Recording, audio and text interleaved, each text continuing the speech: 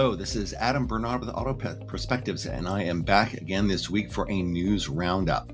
Last week, I spent the whole time talking about the Beijing Motor Show, but there are other things that were introduced outside the auto show that are worth covering as well. So we're going to dive into those this week and then do a quick trip back to Beijing for one last item there. So first up is the Hyundai Ioniq 3. Rather than wait for the motor show, Hyundai unveiled the Ioniq 3 during, appropriately enough, Milan Design Week, because design has been a big part of Hyundai's success over the past 10 to 20 years. Although it shares its 400-volt platform with the recently unveiled Kia EV3 and EV2, this is a sportier entry that picks up flavor from the recently discontinued Hyundai Veloster, and you can kind of see it in the side profile of the vehicle. It uses what Hyundai calls their Art of Steel design philosophy that includes up front 4 centrally mounted lights just below the Hyundai logo there. Those 4 little squares spell out H for Hyundai in Morse code, and the same is out back. They're augmented with low-profile headlamps and pixelated tail lamps because this is an EV, and all of Hyundai's EVs get the pixelated lighting approach. The drag coefficient is a pretty respectable 0.263. It's always tough to get a low drag out of a small vehicle, but Hyundai managed to pull it off. You get also a surprisingly large choice of 11 colors. We know that folks in the industry are trying to deproliferate and simplify and reduce complexity.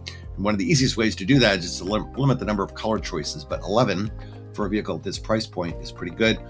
Wheels anywhere from 16 to 19 inches in diameter. So of course, we're looking at the kind of high-end trim here. Unfortunately, even though the vehicle's design was inspired by the Hyundai Veloster, which was one of the sportier Hyundais that we've seen, the go doesn't quite match the show. 0 to 100 kilometers an hour is a pretty leisurely 9 to 9.6 seconds, depending on your powertrain configuration, and especially for an EV, which you also always expect to be a little quicker off the line. The range numbers are pretty competitive. 344 or 496 kilometers on the European cycle works out to about 185 to 265 miles on the EPA cycle. So not bad for a B segment hatchback. In contrast, a Peugeot E308 will go about 440 kilometers, a Volvo EX3 476.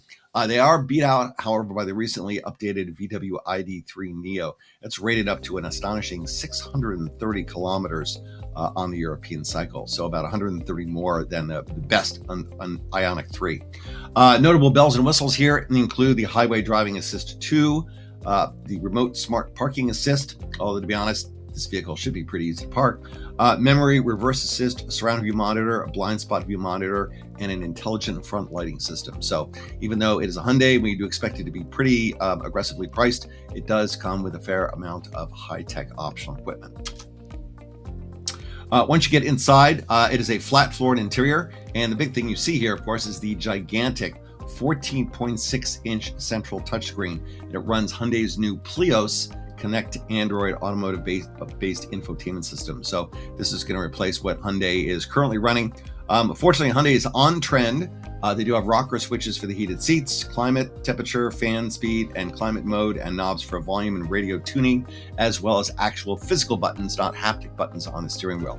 You note the driving setup here is not entirely dissimilar to Peugeot or the Toyota BZ, with a small instrument cluster mounted far forward on the dashboard and a small diameter steering wheel. So you don't look through the steering wheel with the instruments, you look over the top of the steering wheel. So it's interesting to see Hyundai climb on board with this particular design trend.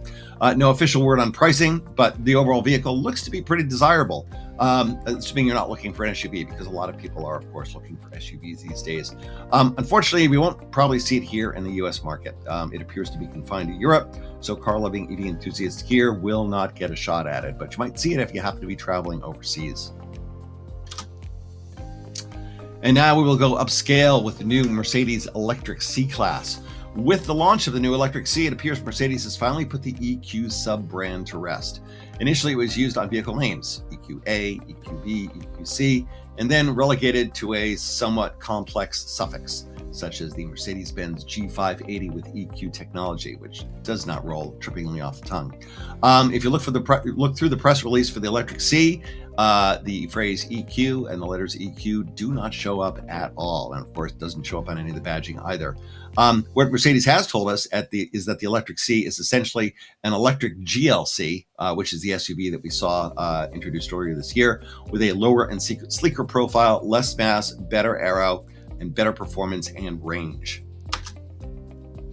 And that means the relationship between the C and the GLC is not surprisingly identical to that of BMW's i3 and iX3, down to the shared powertrains and software. Now, you might be asking yourself, we've already seen the i3, how does it compare? It's a little behind in range, 762 kilometers on the European cycle, about 15% less than the BMW. The DC fast charge speed is about 325. It gives them about 325 kilometers in 10 minutes. That's about 18% less than you'll get on the BMW i3. Conversely, it's a little smarter. It incorporates AI capabilities from ChatGPT, Microsoft Bing, and Google Gemini into the MB.OS operating system. BMW is only leveraging Amazon for their digital assistant on board. So not quite as much smart conversational capability there. The interior, of course, gets the same hyperscreen option as the GLC. Now, I haven't driven anything with the panoramic iDrive, but I have sat behind the wheel. It was an iX3 at CES. It frankly seems a lot less overwhelming than the broad swath of glass comprising the Mercedes dashboard. And of course, if you don't, this is the high-end version here. The middle range is 3 individual displays behind a giant pane of glass. And then if you have the cheap vehicle, it looks even less impressive. But it does seem kind of intimidating, and certainly not what I would say driver-oriented. But all these new Mercedes and BMW products that we've seen introduced over the past 6 months are going to provide plenty of fodder for the automotive media for some head-to-head comparisons. So by the end of the year, I'm sure we'll be reading about the i3 versus the Electric C and the iX3 versus the GLC and a bunch of other stuff as well. And finally, we're going to pop back to China for something that I did not get around to mentioning last week, which was Volkswagen Group. Now, recall that Volkswagen was one of the first big automakers, along with GM, to establish a significant presence in China. They actually have 2 different manufacturing joint ventures going on out there, and they own 5% of XPeng, the Chinese EV startup. At the Beijing Auto Show, they had the night before, the big event for them, promising more than 20 electrified vehicles coming onto the market this year alone. And electrified, and that means EV and EREV and plug-in hybrid, and expanding that to 50 models by the end of the decade. The 2 worth noting here in blue, the ID Ioniq 09 midsize sedan. This was developed with XPeng in about 24 months, so Chinese speed. And it built with their joint venture with JAC. It is essentially a counterpart to the VW ID.7 in Europe. And so we see VW going the path that other automakers are doing by developing vehicles in China for China, and in some cases, keeping them only in China for China. So this vehicle may never be exported out of the country. There's a Face ID sensor in the B-pillar, level 2 automated driving, and the navigate on autopilot capability on urban roads and highways. And a somewhat unique look there with that black band wrapping around from the fascia all the way into the doors. There's a lot of generic looks in Chinese designs these days, even from established brands like Volkswagen. So you may not like that, but it does help it stand out a bit for the crowd.